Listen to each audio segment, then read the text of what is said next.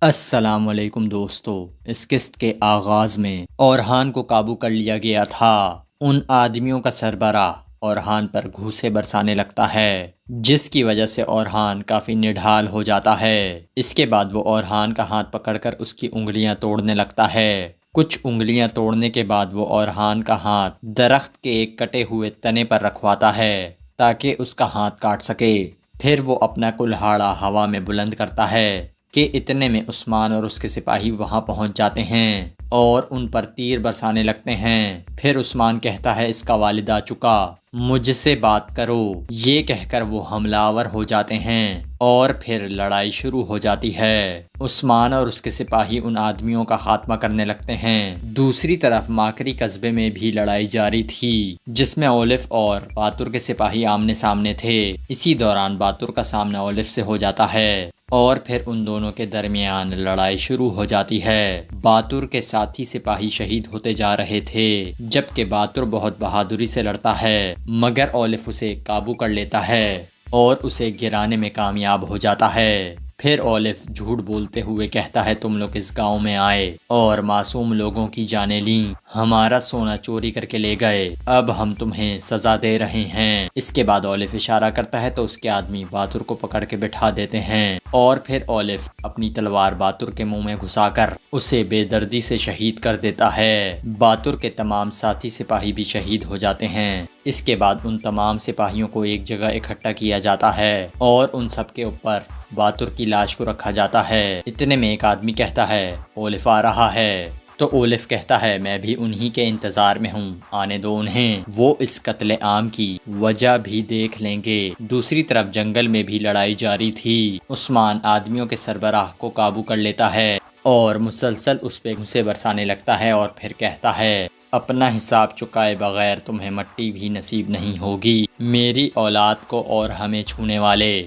حد سے بڑھ کر بدلہ چکائیں گے۔ اس کے بعد عثمان اسے نیچے گرا دیتا ہے اور پھر کہتا ہے تم نے میرے بچے کی انگلیاں توڑیں، میں تمہاری ہتھیلی کاٹ دوں گا۔ اس طرح تم پھر کبھی تلوار نہیں اٹھا سکو گے اور نہ ہی کسی معصوم کا خون بہا سکو گے۔ میرے بیٹے کی ٹوٹی انگلیاں ٹھیک ہو جائیں گی پر تمہاری کٹی ہوئی ہتھیلی نہیں۔ یہ کہہ کر عثمان کلہاڑے کا وار کر کے اس کی ہتھیلی کاٹ دیتا ہے، جس سے وہ درد سے چیخنے لگتا ہے۔ پھر عثمان کہتا ہے چیخو، میری سرزمینوں پر صرف مظلوموں کی چیخ و پکار سنی جاتی ہے، تم جیسے غلیظوں کی چیخ و پکار کوئی نہیں سنے گا۔ دوسری طرف اکتم بے اور بہندر بے اپنے سپاہیوں کے ساتھ ماکلی قصبے میں پہنچ جاتے ہیں اور وہاں کا منظر دیکھ کر حیران رہ جاتے ہیں۔ ہر طرف لاشیں ہی لاشیں پڑی تھیں۔ اکتم بے باتور اور اپنے سپاہیوں کی لاشیں دیکھ لیتا ہے اور پھر ان کے قریب آ جاتا ہے۔ وہ کافی غمگین ہو جاتا ہے۔ اتنے میں اولف اور اس کے آدمی نکل کر سامنے آ جاتے ہیں۔ پھر اولف کہتا ہے انتقام لینے آئے ہو؟ یہ سن کر اکتم بے کہتا ہے میرے سپاہیوں کے ساتھ یہ سب کرنے والے تم ہو، میں تمہاری جان لینے آیا ہوں۔ اس کے بعد اولف کہتا ہے ان لاشوں کو قصبے پر حملہ کرنے کا حکم تم نے دیا تھا؟ تو اکتم بے کہتا ہے کیسا حکم، میں تمہیں مار ڈالوں گا۔ اتنے میں بہندر بے اولف کو کہتا ہے یہ واضح ہے کہ اکتم بے کو اس حملے کے بارے میں نہیں پتا، اب تلواریں پھینک دو اور بات چیت کرو۔ یہ سن کر اکتم بے کہتا ہے بات چیت کا وقت گزر چکا، اب انتقام کا وقت ہے بہندر صاحب۔ اس کے بعد سب اپنی تلواریں نکال کر لڑنے کے لیے تیار ہو جاتے ہیں کہ عین وقت پر ترگت وہاں پہنچ جاتا ہے اور اکتم بے کو روکتے ہوئے کہتا ہے حکم سے پہلے تلوار اٹھانے کا مطلب اپنی ہی جان لینا ہے، ایسا مت کیجیے۔ یہ سن کر اکتم بے شدید غصے میں کہتا ہے میرے لیے حکم ان شہید ماؤں کے آنسو ہیں ترگت صاحب، ان لوگوں پر رحم کیسے کیا جا سکتا ہے؟ یہ سن کر ترگت اور اس کے سپاہی گھوڑوں سے نیچے اتر آتے ہیں۔ ترگت کہتا ہے اکتم بے آپ سے کس نے کہا کہ ہم شہیدوں کا انتقام نہیں لیتے؟ آپ صبر سے کام لیں، پہلے صورتحال سمجھ لیں، میں قسم کھاتا ہوں کہ انتقام کے وقت آپ کے ساتھ کھڑا ہوں گا، آپ صبر کریں۔ اس طرح ترگت انہیں لڑنے سے روک لیتا ہے اور یہاں اس قسط کا اختتام ہو جاتا ہے۔ دوسری طرف جنگل میں نویان بہت غصے میں تھا اس لیے وہ قبر میں دفن ہو گیا تھا اور الو بلگے مسلسل ڈھول بجا رہا تھا۔ اتنے میں عبد الرحمن وہاں پہنچ جاتا ہے اور کہتا ہے، حمزہ یہ کیا ہو رہا ہے؟ یہ سن کر وہ حمزہ سپاہی بھی تھوڑی دیر سوچتا ہے، پھر وہ کہتا ہے، یہ لوگ سوگ منا رہے ہیں۔ عبد الرحمن کہتا ہے، سوگ کس بات کا؟ یہ سن کر حمزہ سپاہی کہتا ہے، کل انہوں نے قائی قبیلے پر حملہ کیا تھا اور ان کے سارے جنگجو مارے گئے۔ اس کے سپاہیوں نے ارطغرل کو ڈرانے کے لیے قبیلے پر حملہ کیا تھا اور وہ بلا خوف و خطر نویان کے لیے انہوں نے اپنی جان نچھاور کر دی۔ اتنے میں وہ حمزہ سپاہی کہتا ہے، تم کہاں تھے؟ عبد الرحمن کہتا ہے، نویان نے مجھے ایک محاذ پر بھیجا تھا۔ وہ حمزہ سپاہی کہتا ہے، اچھا ٹھیک ہے، لیکن عبد الرحمن کسی اور سے ملنے گیا تھا۔ اتنے میں ایک منگول آ کر الو بلگے کے کان میں کچھ کہتا ہے اور الو بلگے بہت حیران ہوتا ہے، پھر وہ نویان کے پاس آ کر ڈھول بجانے لگتا ہے اور وہ کان لگا کر قبر سے کچھ سننے کی کوشش کر رہا تھا، لیکن کوئی آواز نہیں آ رہی تھی اور عبد الرحمن اور حمزہ سپاہی حیران تھے کہ یہ کیا ہو رہا ہے۔ اتنے میں نویان بہت غصے سے قبر سے نکل آتا ہے۔ سارے لوگ حیران تھے اور نویان شدید غصے میں تھا۔ پھر نویان کہتا ہے، میں اچھا خاصا سو رہا تھا، آخر کون سی ایسی مصیبت آ گئی تھی؟ الو بلگے کہتا ہے، تو لیکن زندہ ہے نویان۔ یہ سن کر نویان چونک جاتا ہے کیونکہ اس نے خود تودیکن کو اپنے ہاتھوں سے مارا تھا۔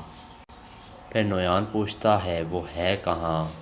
یہ سن کر الو بلگے کہتا ہے، یہ ارطغرل جانتا ہے کہ تودیکن کہاں ہے۔ یہ سن کر نویان بہت زیادہ غصے میں آ جاتا ہے اور وہ چلانے لگتا ہے اور وہ کچھ مٹی وغیرہ اچھال رہا تھا۔ پھر وہ کہتا ہے، اینگری تم ہمارا آخر کیوں ساتھ نہیں دے رہے ہو؟ کیوں؟ پھر الو بلگے کہتا ہے، اگر تودیکن آج قبیلے پہنچ گیا تو سب ختم ہو جائے گا۔ یہ سن کر نویان کہتا ہے، کوئی بھی آج قبیلے نہیں جائے گا، چاہے تودیکن ہو یا کوئی اور، کوئی بھی نہیں جا سکتا ہے قبیلے۔ آج کے دن جو بھی شخص قبیلے جائے گا وہ مارا جائے گا۔ میں اپنی فتح کو سوگ میں نہیں بدلنے دوں گا کسی بھی قیمت پر۔ یہ کہہ کر وہ غصے سے کھڑا ہو جاتا ہے اور اپنے سپاہیوں کو کہتا ہے، میرے ساتھ آؤ۔ یہ سن کر نویان کے سپاہی اس کے ساتھ چل پڑتے ہیں اور عبد الرحمن حمزہ سے کہتا ہے، لگتا ہے قائی قبیلے نے اس کے سپاہیوں کو پسپا کر دیا ہے۔ یہ کہہ کر وہ ہنسنے لگتا ہے اور حمزہ سپاہی بھی ہاں میں سر ہلاتا ہے۔ اس کے بعد ایک غار کا منظر سامنے آتا ہے جہاں ابن العربی درویش اور تودیکن موجود تھے اور ابن العربی لگاتار اللہ سے تودیکن کی صحت یابی کے لیے دعا مانگ رہے تھے۔ اور اس کے بعد قائی قبیلے کا منظر سامنے آتا ہے۔ دمرل نے اپنے سپاہیوں کو اکٹھا کیا ہوا تھا اور ان سب سے مخاطب ہو کر کہہ رہا تھا، قائی قبیلے کے بہادر سپاہیوں، اگر سردار ارطغرل شہید ہو گئے تو نویان کے وہ پالتو جیت جائیں گے جنہوں نے کل ہمارے اوپر حملہ کیا تھا۔ چاہے کچھ بھی ہو جائے ہمارے ہوتے ہوئے ایسا نہیں ہو سکتا ہے، کیا ہم ایسا ہونے دیں گے؟ سارے سپاہی کہتے ہیں، ہاں ہم ایسا نہیں ہونے دیں گے، ہم ارطغرل بھائی کے ساتھ ہیں، وہ بے گناہ ہیں، ہم انہیں بچا لیں گے۔ پھر دملو سپاہی کہتا ہے سردار ارطغرل کے لیے انصاف کے لیے ہم اپنی جان قربان کر دیں گے، لیکن ان پر کوئی آنچ نہیں آنے دیں گے۔ ہم قسطنطنیہ کو منگولوں سے صاف کر رہیں گے۔ یاد رکھنا ہماری جنگ نہ ہی تو کسی انعام کے لیے ہے اور نہ کسی منصب کے لیے، بلکہ ہماری جدوجہد صرف حق کے لیے ہے، اور حق کی خاطر ہم اپنی جانیں بھی قربان کر سکتے ہیں۔ یہ سن کر سارے سپاہی اپنی تلواریں اٹھا کر کھڑے ہو جاتے ہیں۔ پھر دملو سپاہی کہتا ہے ہماری جان، ہماری زندگی اللہ اور اس کے رسول پر قربان ہیں۔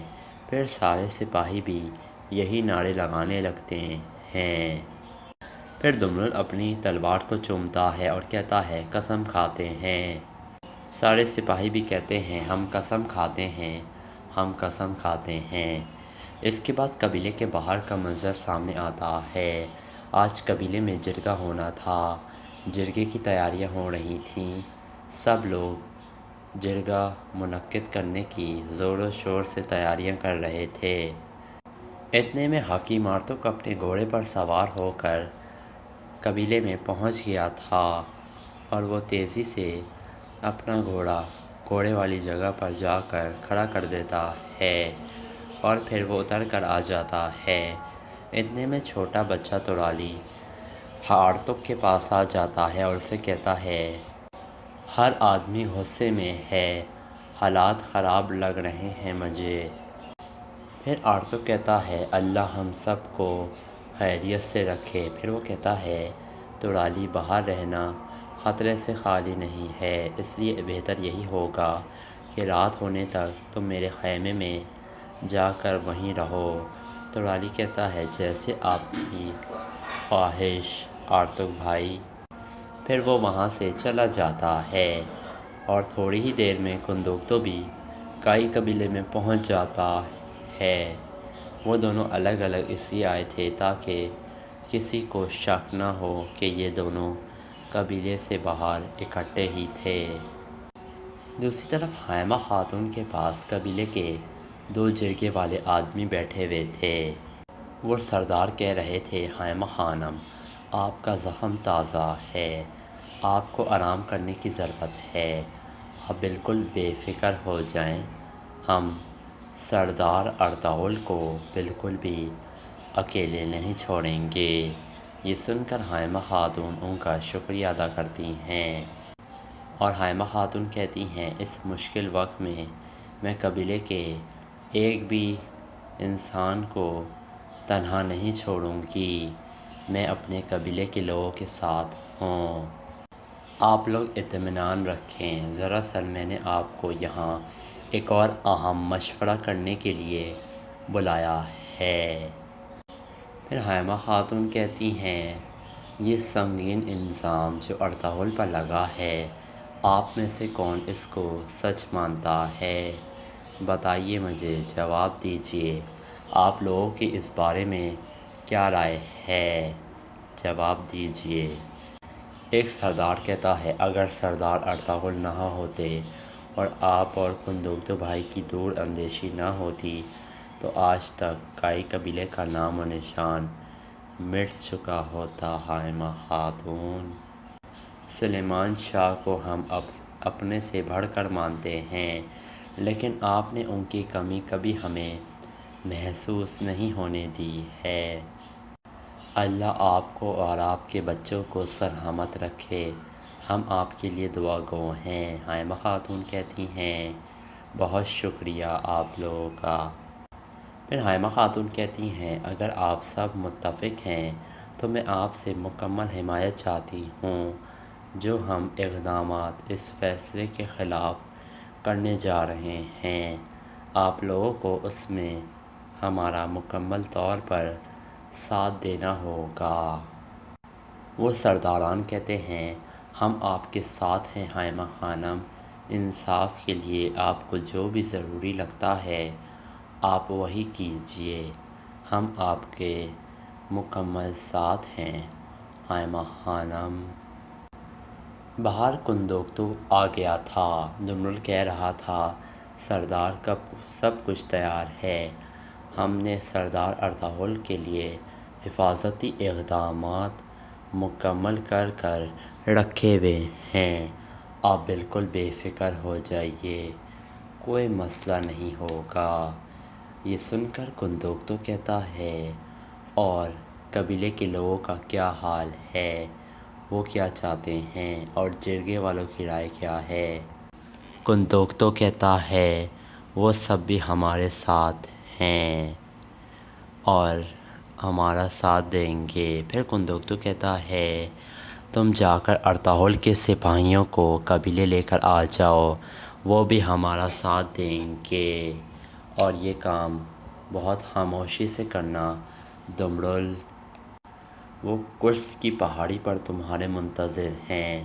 دمرل کہتا ہے، میں سمجھ گیا ہوں سردار۔ یہ سن کر دمرل روانہ ہو جاتا ہے۔ اتنے میں گمستکن پہنچ جاتا ہے اور کہتا ہے، کندوکتو بھائی، آج صبح مجھے بہت خوف محسوس ہو رہا ہے۔ کندوکتو کہتا ہے، ہمیں بھی صرف ایک ہی چیز درکار ہے اور وہ ہے انصاف۔ یہ سن کر گمستکن کہتا ہے، آج کرکر سردار کے خیمے میں ایک ہی چیز ہوگی اور وہ ہے انصاف۔ انصاف ہی ہوگا، آپ بالکل بے فکر رہیں۔ پھر گمستکن کہتا ہے، آپ بالکل بے فکر ہو جائیں، میں کسی کا پریشر نہیں لوں گا اور آزادانہ طور پر فیصلہ کروں گا۔ کندوکتو کہتا ہے، آپ کل رات کس بارے میں بات کرنے کے لیے آئے تھے؟ گمستکن کہتا ہے، میری خواہش بھی یہی ہے کہ ارطغرل صاحب بے گناہ ثابت ہو جائیں، لیکن بعد میں میرے ساتھ کیا سلوک کیا جائے گا اگر میں نے ارطغرل کو موت کی سزا دے دی؟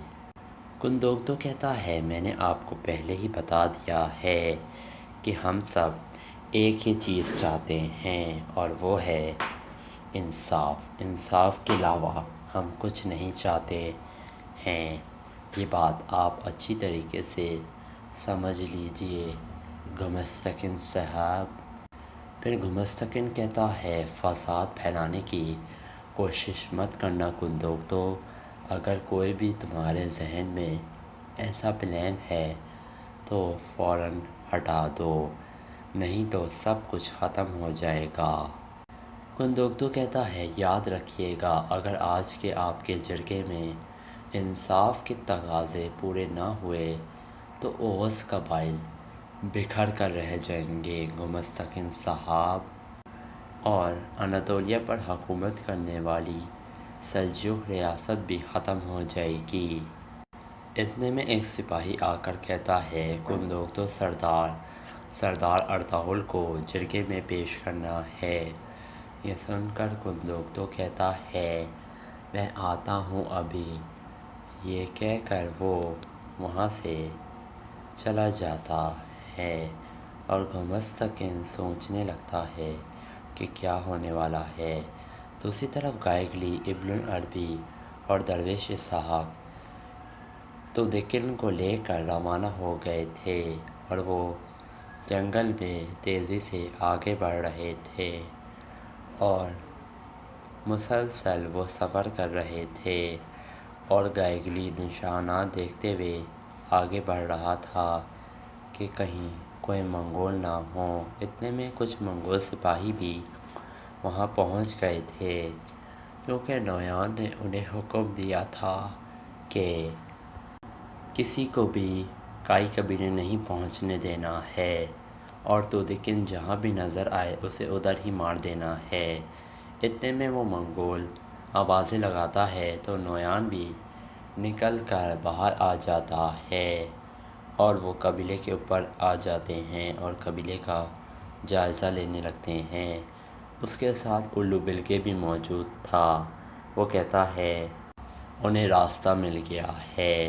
یہ سن کر نویان کہتا ہے، اس کا مطلب یہ ہے کہ تودکن قبیلے جا رہا ہے۔ نویان کہتا ہے، ایسا ہی ہونے والا ہے لگتا ہے۔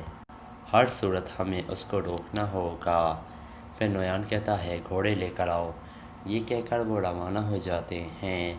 دوسری طرف حلیمہ سلطان اور دیری دمیر جنگل میں جا رہے تھے۔ دیری دمیر کا گھوڑا تھک گیا تھا اور وہ کہتا ہے حلیمہ سلطان رک جاتی ہے۔ پھر وہ دونوں اپنا گھوڑا روک کر گھوڑے سے نیچے اتر آتے ہیں۔ پھر دیری دمیر کہتا ہے حلیمہ بیٹی، یہ گھوڑا بہت تھک گیا ہے، اب یہ آگے نہیں جا سکتا ہے۔ یہ سن کر حلیمہ کہتی ہے میرے پاس دوسرا گھوڑا ہے، ہم اس پر چلتے ہیں۔ یہ سن کر دیری دمیر کہتا ہے بیٹی میرا وزن زیادہ ہے، تم چلی جاؤ، اور دیکھو بارش بھی ہونے والی ہے، تم اپنے گھوڑے پر بیٹھ کر چلی جاؤ۔ شاباش بیٹی، تمہیں ارطغرل کی ذمہ داری بھی پوری کرنی ہے، جاؤ میری بچی۔ پھر حلیمہ کہتی ہے بالکل نہیں، میں آپ کو اکیلا چھوڑ کر نہیں جاؤں گی۔ دیری دمیر، آپ کو میری بات ماننی پڑے گی۔ دیری دمیر کہتا ہے حلیمہ بیٹی میں تھوڑی دیر آرام کروں گا، تم چلی جاؤ تاکہ ارطغرل کی ذمہ داری مکمل ہو سکے، تمہیں اپنی نہیں بلکہ اپنی جان کی بھی حفاظت کرنی ہے، اپنے بچے کی۔ حلیمہ کہتی ہے میں آپ کو اس طرح اکیلے نہیں چھوڑ سکتی ہوں۔ حلیمہ کو دیری دمیر غصے سے کہتا ہے چلی جاؤ حلیمہ، ذمہ داری پوری کرنی ہے، جاؤ جلدی۔ اتنے میں تانگوت اپنے 2 آدمیوں کے ساتھ گھوڑے پر سوار ہو کر وہاں پہنچ گیا تھا، اور وہ ایک تیر سے نشانہ لینے لگتا ہے، اور وہ تیر چلا دیتا ہے جو سیدھا دیری دمیر کے ٹانگ پر لگتا ہے، اور دیری دمیر زخمی ہو جاتا ہے۔ پھر تانگوت گھوڑے سے نیچے اتر آتا ہے اور دیری دمیر کی گردن پر خنجر رکھ دیتا ہے۔ حلیمہ سلطان کہتی ہے رک جاؤ، میں دستاویزات دیتی ہوں۔ دیری دمیر کہتا ہے حلیمہ دستاویزات نہیں دینا، چلی جاؤ تم۔ پھر حلیمہ اسے دستاویزات دے دیتی ہے اور تانگوت دستاویزات چیک کرنے لگتا ہے۔ پھر وہ کہتا ہے مار دو اس بوڑھے کو۔ حلیمہ کہہ رہی تھی نہیں نہیں ایسا نہیں کرنا۔ پھر تانگوت کہتا ہے اور حلیمہ سلطان کو نویان کی قید میں لے کر چلو، ہم اسے قید کریں گے۔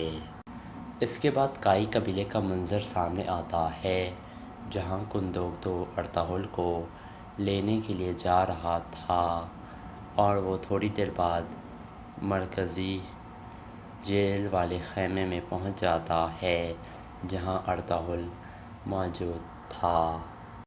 پھر کندوکتو کہتا ہے ایک سپاہی سے کہ جیل والا دروازہ کھول دو۔ وہ سپاہی دروازہ کھول دیتا ہے اور کندوکتو اندر داخل ہو جاتا ہے۔ پھر ارطغرل کہتا ہے کیا کوئی اچھی خبر ہے بھائی؟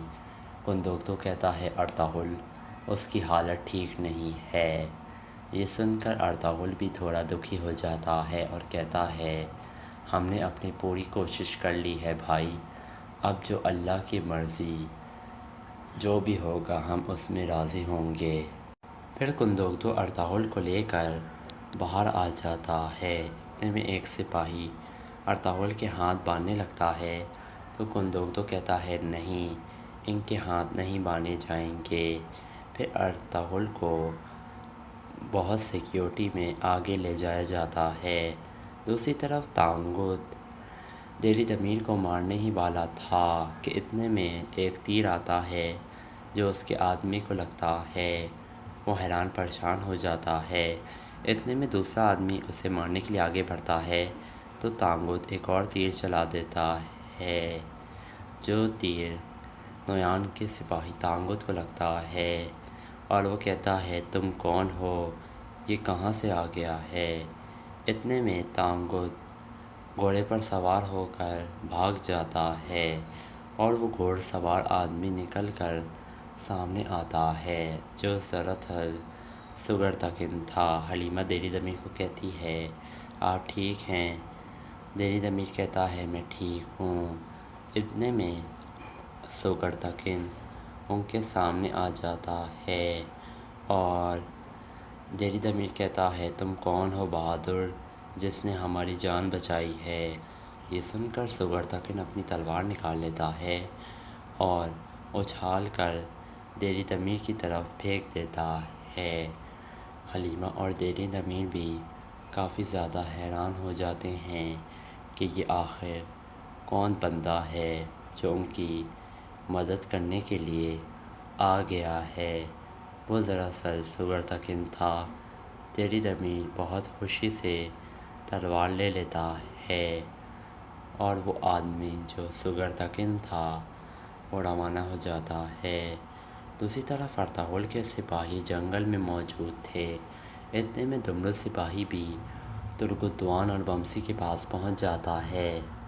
پھر وہ تینوں ان سے گلے ملتے ہیں۔ پھر ترگت کہتا ہے شکر ہے تم آ گئے ہو دمرل، قبیلے میں کیا صورتحال ہے؟ دمرل کہتا ہے ہر طرف آگ لگی ہوئی ہے۔ بمسی بہت پرجوش ہو جاتا ہے اور کہتا ہے ہم اپنے ایمان کی طاقت سے ان کی آگ کو بجھا دیں گے، ان کے خیموں کو الٹ دیں گے اور ان کے فیصلوں کو بھی تباہ کر دیں گے۔ وہ سمجھتے کیا ہیں بیوقوف لوگ، میں کسی کو نہیں چھوڑوں گا، میں سب کو مار دوں گا، یاد رکھنا۔ اتنے میں دوان کہتا ہے بمسی خاموش ہو جاؤ۔ بمسی کہتا ہے میں کیوں خاموش ہو جاؤں؟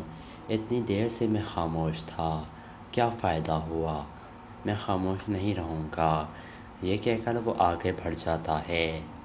پھر دمرل کہتا ہے اسے ذرا قابو میں رکھنا، قبیلہ ویسے ہی مشکل صورتحال سے گزر رہا ہے، اس کی ایک بھی غلطی سے ہم بڑی مصیبت میں آ سکتے ہیں، ہمیں کوئی بھی قدم بغیر سوچے سمجھے نہیں اٹھانا ہے، کندوکدو بھائی نے کہا ہے۔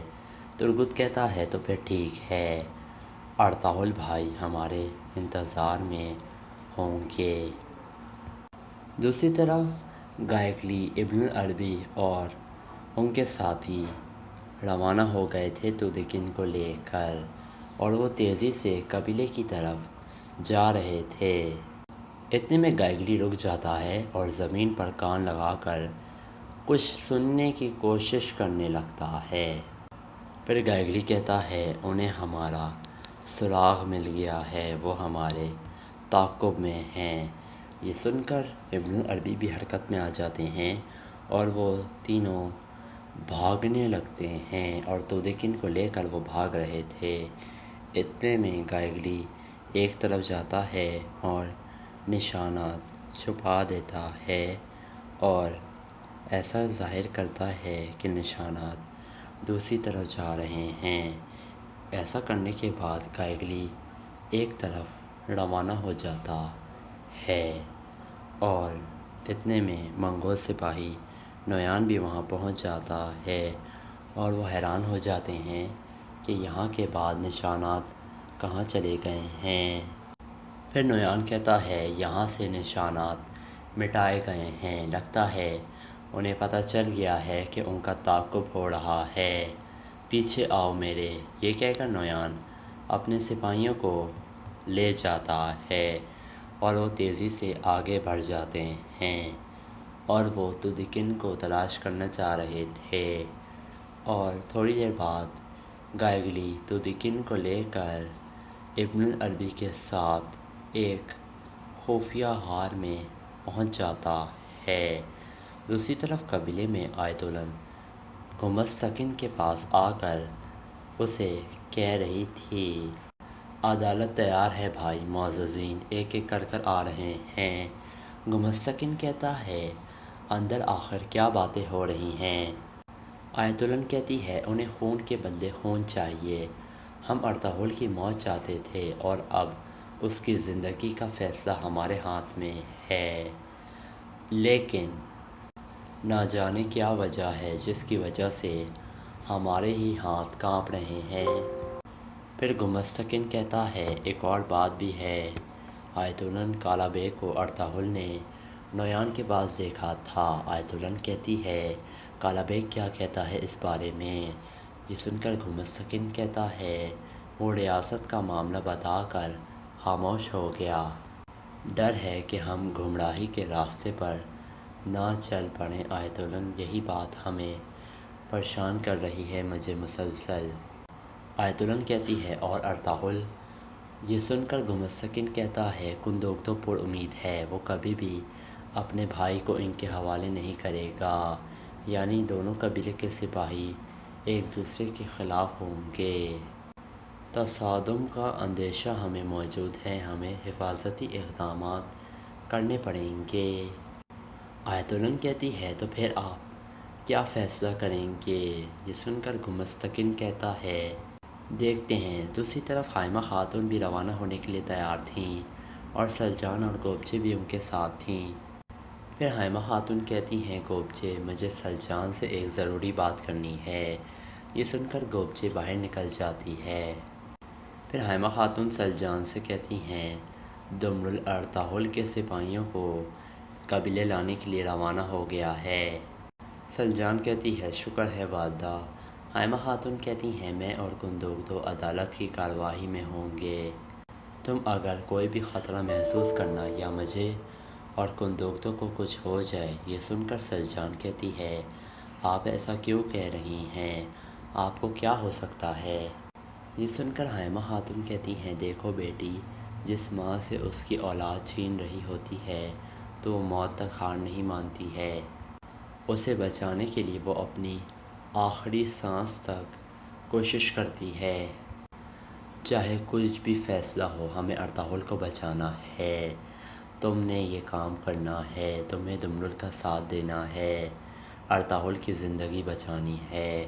یہ سن کر سلجان خائمہ خاتون کا ہاتھ چومتی ہے اور کہتی ہے میری خوش قسمتی ہوگی والدہ، جیسے آپ کا حکم۔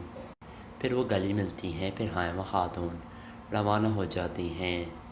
دوسری طرف آیت اللہ کرکت کو کہتی ہے ارطغرل کا انجام وہی ہوگا جس کا وہ حقدار ہے، لیکن جلد بازی نے اگر آپ نے ارطغرل کا سر قلم کر دیا تو بعد میں آپ کو بہت پچھتاوا ہوگا، بہتر ہوگا کہ اس معاملے کا کوئی اور حل نکالیں۔ یہ سن کر کرکت غصے میں آ جاتا ہے اور کہتا ہے تم ہوش میں تو ہو خاتون؟ تم جانتی ہو کہ کل رات کو جو منگولوں نے قبیلے پر حملہ کیا تھا اس کا ذمہ دار بھی ارطغرل ہی ہے، صرف اپنی انہا اور ضد کی وجہ سے ہماری زندگی جہنم بنا رہا ہے، تمہاری ہمت کیسے ہوئی اس کا ساتھ دینے کی؟ آیت اللہ کہتی ہے میں تو بس۔ کرکت کہتا ہے خاموش، وہی ہوگا جس کا وہ حقدار ہے، میرے ہی ہاتھوں مرے گا، انتقام لینے کا حق مجھے حاصل ہے، تم کبھی بھی اس بات کو فراموش نہیں کرنا۔ آیت اللہ سمجھ گئی تم؟ آیت اللہ کہتی ہے سمجھ گئی سردار۔ اتنے میں کالا بیگ اندر آ جاتا ہے۔ کرکت کہتا ہے کیا بات ہے؟ کالا بیگ کہتا ہے کندوگ تو حالات مشکل کر سکتا ہے، بہتر یہی ہوگا فیصلے کے بعد اسے بھی آپ اپنی تحویل میں لے لیں تاکہ ہمارے راستے میں کوئی مشکل نہ آئے اور قاتل اپنے انجام کو پہنچ جائے۔ دوسری طرف نویان جنگل میں پہنچ جاتا ہے اور وہ اپنی تلوار نکال کر آگے بڑھنے لگتا ہے۔ اندر درویش کہہ رہا تھا اعلیٰ حضرت اگر انہوں نے ہمیں ڈھونڈ لیا تو وہ ہم سب کو مار دیں گے۔ ابن عربی کہہ رہے تھے اطمینان رکھو، اللہ ہماری حفاظت کرے گا۔ اس کے بعد کائی قبیلے کا منظر سامنے آتا ہے۔ ارطغرل کو جرگے میں لے جایا جا رہا تھا۔ کائی قبیلے کے سپاہی ارطغرل کے حق میں نعرے لگا رہے تھے اور گوبچے بہت پریشان تھی کیونکہ یہ سب کچھ اسی کی وجہ سے ہوا تھا اور اسے بہت پچھتاوا تھا، اور دیگر قبیلے کے سپاہی ارطغرل کے خلاف نعرے لگا رہے تھے۔ اتنے میں ایک گھوڑا گاڑی قبیلے میں پہنچ جاتی ہے۔ سپاہی کہتا ہے رکو، اس میں کیا ہے؟ دمرل کہتا ہے تم ابھی بھی تھے نا جب میں جا رہا تھا، میں خائمہ خانم کا سامان لایا ہوں۔ اتنے میں وہ سپاہی چیک کرنے کے لیے آگے بڑھنے لگتا ہے تو سلجان وہاں آ جاتی ہے اور کہتی ہے دمرل کہاں رہ گئے تھے تم؟ میں نے تمہیں کہا تھا نا کہ میں اس منحوس قبیلے سے جلد سے جلد باہر جانا چاہتی ہوں